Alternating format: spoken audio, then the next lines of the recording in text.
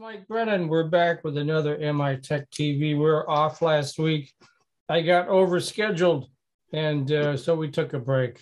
Sometimes that happens. Sometimes it's tougher to get guests than other times during the year. But we do have with us Rose Spickler, who's with the folks over at the Michigan Sustainable Business Forum over in Grand Rapids. And one of the reasons we wanted to have her on the show is so she can talk about a big event, the annual meeting, which is coming up on June 27th. Why don't you fill us in a little bit, Rose? Let's start off with this. I always assume folks don't know anything about the guest company. So explain what you guys do at the business forum. Yeah, absolutely. Thank you for having me on the show. We are West Michigan Sustainable Business Forum. We're our organization is the oldest and largest membership-based group for sustainable business practitioners in the state. And West Michigan Sustainable Business Forum is the flagship regional program of the Michigan Sustainable Business Forum. We were originally founded to advance a triple bottom line approach to business in the state. And today, both MISBF and West Michigan Sustainable Business Forum promote business practices that advance climate leadership, social justice, and the creation of a circular economy. Overall, we're best known for our networking and educational events, as well as our group projects, which I can expound on more. But the event that you mentioned, we're celebrating our 29th annual meeting next week, June 27th, and we're really excited about it. It's going to include lunch and networking opportunities between sustainability and like-minded professionals. So. Okay, Matt. First of all, apologies to our audience. I'm in my basement office and I'm having a floor installed today, so you may occasionally hear banging from upstairs. There's nothing going on here, nothing to worry about. But boy, 29 years, that's a long time as these things go. That's a long time for pretty much anything. And so tell me a little bit about what you know of how the organization came together and sort of how its intents and purposes have evolved over the years. Yeah, absolutely. So the organization came together from a group of businesses who wanted to practice beyond compliance sustainability. So they were looking for, what can we do that is not already mandated by our businesses? How can we advance our businesses into more sustainability focused organizations? And it grew from there over the last 29 years into what it is today. About 2 years ago, we started to expand across the state. We do have 3 regional programs that are on the ground. We've got one on the Lakeshore area, one in Southwest Michigan, and then one in the Great Lakes Bay region, but we do touch all over the state. But the West Michigan Sustainable Business Forum, like I said, is the flagship regional program, and that is in Grand Rapids. And from what we have focused on in the past, like I said, the triple bottom line approach is what we were founded to advance. And from there, we are really involved with a lot of networking across the state, especially with organizations involved with sustainable materials management, the intersection between environmental justice and sustainable business, and a lot of climate leadership. Let's talk a little bit more about your event on the 27th. You have some headliners there. And as I asked you before we started, this is not a virtual event, so you have to show up in Grand Rapids to meet these folks. So who do you have on the show, on your event, I should say, that folks need to know about? Yeah, we're very excited. We are first going to celebrate some of the work at the state and federal level to advance some of the solutions in partnership with businesses. And we are highlighting Congressman Peter Meijer. So in Congress, the window to accomplish legislation through the reconciliation process that builds on the success of the bipartisan infrastructure law is closing. And as as part of our partnership, we've been partnering with the Climate Action Campaign and the Environmental Defense Fund. So as part of our panel for the event, we're hosting Congressman Peter Meijer, who is, as many of you know, the U.S. representative for Michigan's 3rd Congressional District. And he's going to be discussing how the federal government can lead or support public and private sector efforts to address climate change and create a circular economy. We've also been hosting a series of different events throughout the year focused on these federal climate solutions and related issues. We're going to be continuing that discussion on Monday with Representative Meijer. So we're excited about that. We will also be hosting Rose Spickler, who is the director of the Michigan Department of Environment, Great Lakes and Energy. Some of you may know her as EGLE. And she is going to introduce the Michigan Healthy Climate Plan. She'll discuss how the effort will benefit businesses and institutions in West Michigan and Michigan, and talk about some of our initiatives through the Michigan Healthy Climate Plan. And then our third speaker that we're very excited to introduce is,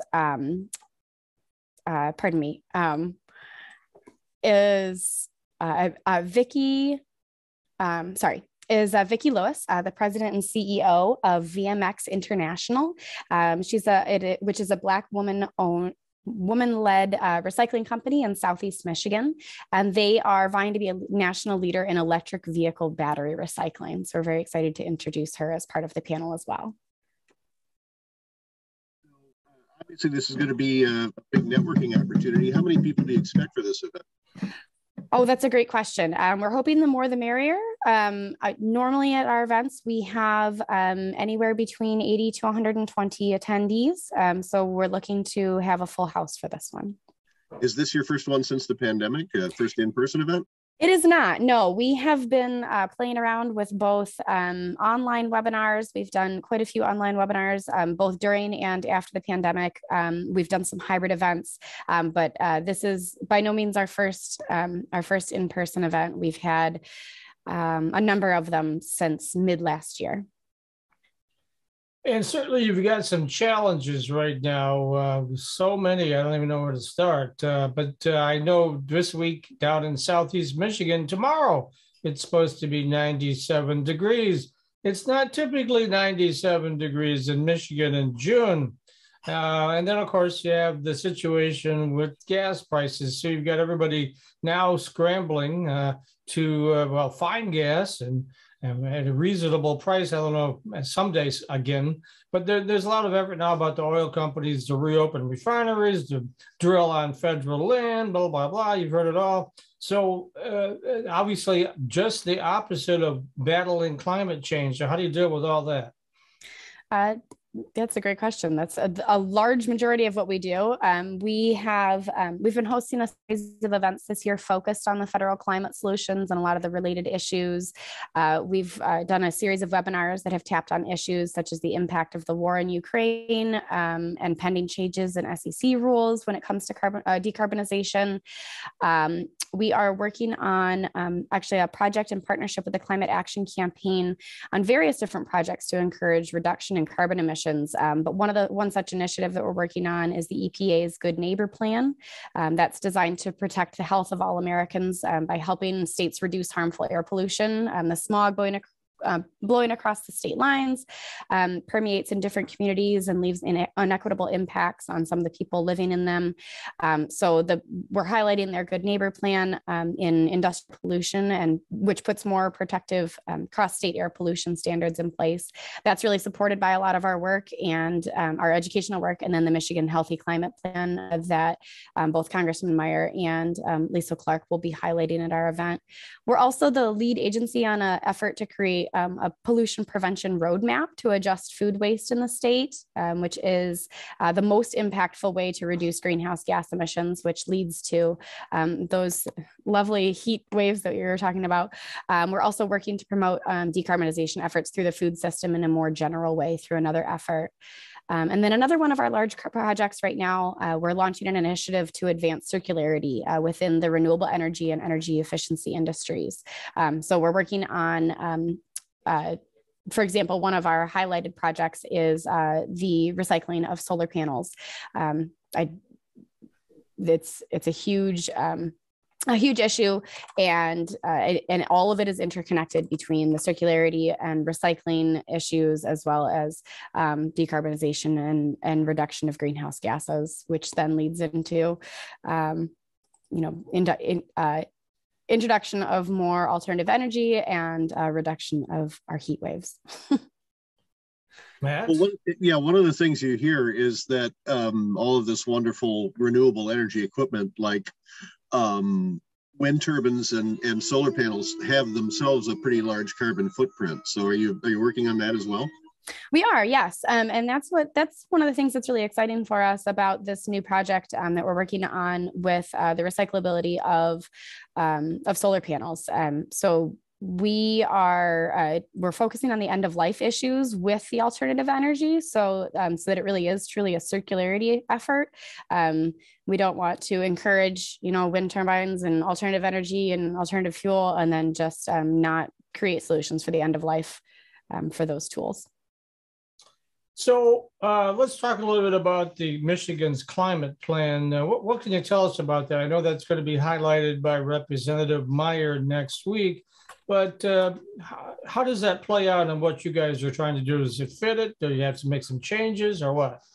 Yeah, we're very supportive of the Michigan Healthy Climate Plan. It actually was solidified this past Earth Day and presented to the state.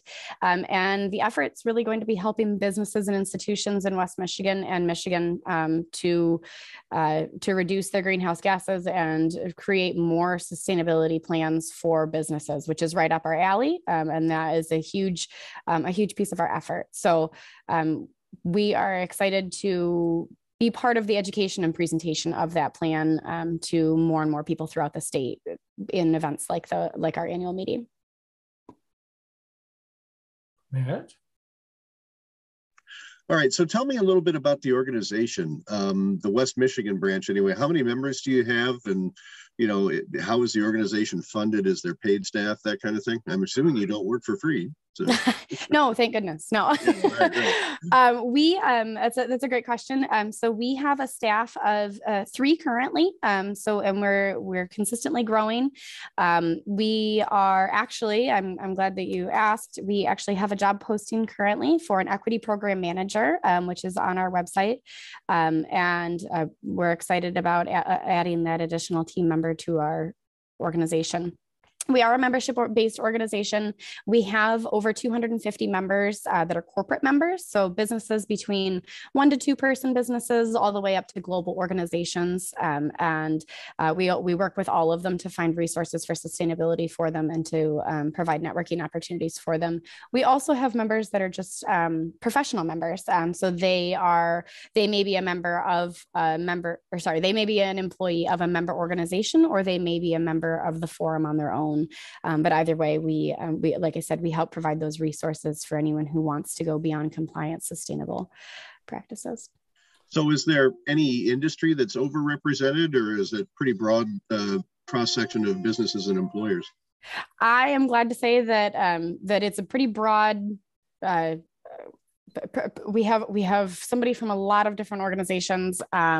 We have people in food service, furniture manufacturing, recycling, auto and technology manufacturing, healthcare.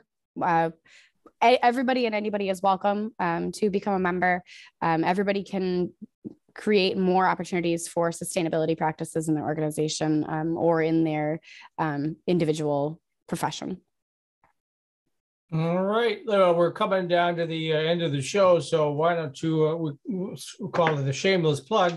So what you can do is provide the information for how people can sign up for your event on the 27th, how much it costs, that sort of thing. Go ahead. Excellent. Thank you. So anybody that would like to join us for our event is more than welcome to. We're very excited to have it open to everybody. We do have, we did mention that it is on the on the 27th of June. It is a lunch meeting, so it includes lunch and it includes networking time. It's from 11 o'clock in the morning until 2 o'clock in the afternoon, and it does start with lunch, registration, networking, and then it heads into that program. It is $18 for members and $24 for any future members. Like I said, it's open to anybody. It's at the Grand Rapids Center for Community Transformation, and you can sign up and register online on our website, which is wmsbf.org, and there's an events tab right on there. And if you want any more information about becoming a member of the forum, that information is on our website as well. Okay, Matthew, take us out. All right. Well, thanks very much, Rose Spickler of the Michigan Sustainable Business Forum, the West Michigan Sustainable Business Forum. For right now, we'll be back in just a minute with another segment of the M Squared TechCast, MITechNews.TV. It's Matt Roush. And Mike Brennan. And you're watching MITechNews.TV.